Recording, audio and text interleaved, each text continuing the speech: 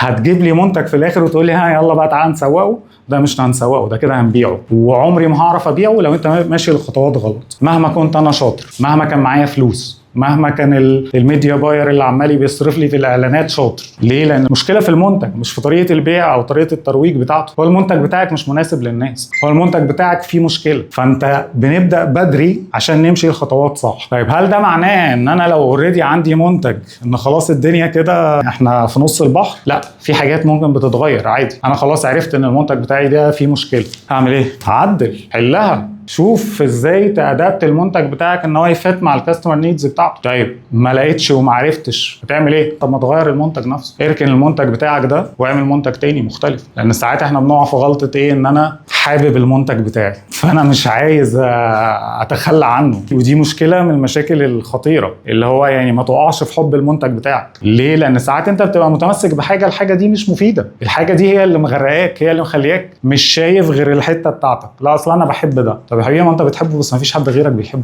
الناس مش مستعده تدفع فيه فلوس. لا بس اصلا انا بحبه. طب خلاص خليك حب من طرف واحد، واحده واحده كده. عايزين ايه اللي هنقول عليها ان هي لا دي كروس كده، هنركنها على جنب.